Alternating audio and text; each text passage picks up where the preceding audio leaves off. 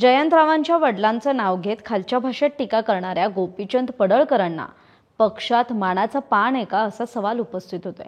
कारण एकीकडे पातळी सोडून बोलणाऱ्या पडळकरांचे कान मुख्यमंत्री टोचतायत, पण पडळकरांची मात्र बोलण्याची शैली बदललेली दिसत नाही। तर तिकडे पडळकरांच्या बाजूने मंत्री आणि सांगलीचे पालकमंत्री चंद्रकांत पाटलांनी सांगलीत इशारा सभा घेतली आणि ती गाजवली सुद्धा। आता या सभेत बरंच काही घडलंय, तेच सांगणार आहे या व्हिडिओत। त्यासाठी व्हिडिओ शेवटपर्यंत पहा। नमस्कार, मी कोमल सकाळमध्ये आपलं स्वागत। आता isakal.com आहे देशातील नंबर 1 ची मराठी न्यूज वेबसाईट। प्रत्येक अपडेटसाठी isakal.com ला नक्की भेट द्या। सांगलीत भाजपने इशारा सभा घेतली, त्याला कारण म्हणजे राष्ट्रवादी काँग्रेसने याआधी संस्कृती रक्षण सभा आयोजित केली होती।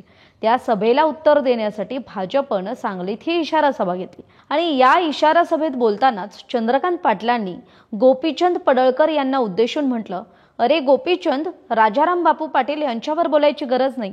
त्यांच्या पुतळ्याला नमस्कार करून जयंत पाटलांचा भ्रष्टाचार बाहेर काढायचा असा सल्ला दिला। यावेळी बोलताना चंद्रकांत पाटलांनी जयंत पाटलांना सांगली जिल्हा बँकेची सुद्धा आठवण करून दिली। ऑनलाईन लॉटरी घोटाळ्याची पुन्हा चौकशी करावी लागेल। सांगली जिल्हा मध्यवर्ती बँकेची चौकशी लागलीच पाहिजे। नोकर भरतीची चौकशी झालीच पाहिजे।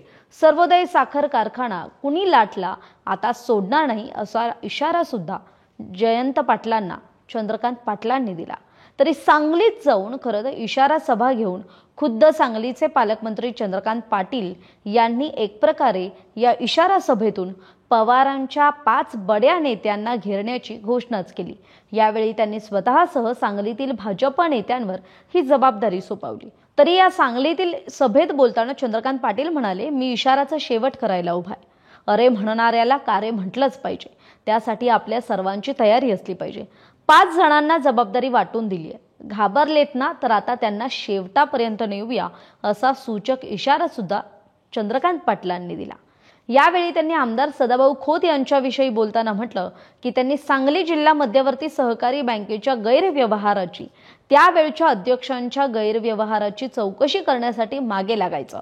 सदाभाऊ खोत यांनी दर आठवड्याला मंत्रालयात आलंच पाहिजे। वेळ पडली तर उच्च न्यायालयात जाऊ आणि हायकोर्टातून आदेश घेऊ, पण सांगली जिल्हा मध्यवर्ती सहकारी बँकेच्या गैरव्यवहाराची चौकशी झालीच पाहिजे। सम्राट महाडिक यांनी सर्वोदय सहकारी साखर कारखान्यासाठी जीवाचं रान करायचं। सर्वोदय कारखाना कसा ताब्यात मिळत नाही हे बघू असं सांगून सर्वोदय कारखान्याची फाईल ही सम्राट महाडिकांनी बघायची अशी जबाबदारी सोपवली। त्यासोबतच सर्वोदय सहकारी साखर कारखाना परत देण्यासाठी किती पैसे पाहिजेत अशी विचारणा सुद्धा केली। त्यामुळे सांगली जिल्ह्याचं राजकारण पुन्हा एकदा तापण्याची शक्यता आहे। तिसरं नाव म्हणजे सत्यजित देशमुख यांच्यावर लॉटरीच्या ऑनलाईन घोटाळ्याच्या चौकशीची जबाबदारी देण्यात आली आहे। 2001 ते 2009 दरम्यान काँग्रेस राष्ट्रवादी काँग्रेस आघाडी सरकारच्या राजवटीतील हजारो कोटी रुपयांचा ऑनलाईन लॉटरी घोटाळा हा उघडकीस आला होता, पण तत्कालीन अर्थमंत्री जयंत पाटील यांनी त्या घोटाळ्याचा अहवाल दाबून घोटाळेबाजांना एक प्रकारे पाठीशी घेतल्याचा आरोप एका निवृत्त सनदी अधिकाऱ्याने केला आणि याच घोटाळ्याची पुन्हा चौकशी लावण्याची जबाबदारी आता सत्यजित देशमुखांकडे सोपवण्यात आली आहे। तरी याबाबत बोलताना चंद्रकांत पाटील असंही म्हणाले की एखादा महिना मी महसूल मंत्री राहिलो असतो तर काम झालं असतं।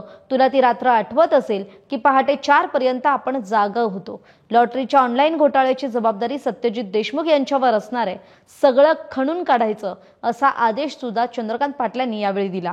त्यानंतर त्यांनी स्वतःवर एक जबाबदारी घेतली, ती म्हणजे ठाण्याची। ठाणे जिल्ह्यात एक बिल्डर गेला, त्याच्या डायरीत कुणाचं तरी नाव होतं आणि ते शिरा ताण ताणून बोलत होतं। सगळ्या बहुजन समाजाचा ठेका त्यांनी घेतलाय असं त्यांना वाटायचं। त्यांचं नाव होतं, डायरी सुद्धा आहे, मला माहिती आहे ती डायरी कुठे येते, त्यामुळे त्याचं काम मीच घेतो माझ्या अंगावर असं सांगून चंद्रकांत पाटलांनी नाव न घेता जितेंद्र आव्हाडांना इशारा दिलाय आणि शेवटी त्यांनी राष्ट्रवादीचे विद्यमान प्रदेशाध्यक्ष आणि नेते शशिकांत शिंदेंना घेरण्याच्या हेतून वाशीच्या कृषी उत्पन्न बाजार समितीच्या गैरव्यवहाराच्या चौकशीचा मुद्दा उकरून काढला। त्यामुळे आता पडळकरांचं निमित्त ठरलं असलं तरी भाजप विरुद्ध पवारांच्या राष्ट्रवादीत नवा वाद तापल्याचं दिसून येत आहे। आता हे इशारे नेमकं पुढे जाऊन काय राजकीय समीकरण बदलतात हे पाहणं महत्त्वाचं ठरणार आहे. तरी पडळकरांना बोलणं भाजपच्या जिवारी लागलं का आणि म्हणूनच पवारांच्या बड्या शिलेदारांना इशारा दिला जातोय का? आपली याविषयीची मतं कमेंट करून जरूर सांगा. राजकीय घडामोडींविषयी बातम्या ऐकण्यासाठी पाहण्यासाठी सकाळचं YouTube channel, Facebook page follow करायला विसरू नका. तुर्तास इथेच थांबूयात. तोपर्यंत पाहत रहा सकाळ. महाराष्ट्रातील सर्व बातम्यांचे विश्वासार्ह व्यासपीठ. सकाळच्या सर्व सोशल मीडिया प्लॅटफॉर्मला लाईक, फॉलो आणि सबस्क्राईब करा. तसंच सर्व नोटिफिकेशनसाठी बेल आयकॉन प्रेस करायला विसरू नका. महाराष्ट्रातील सर्व बातम्यांचे विश्वासार्ह व्यासपीठ.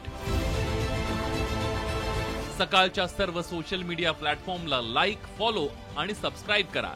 तसंच सर्व नोटिफिकेशनसाठी बेल आयकॉन प्रेस करायला विसरू नका.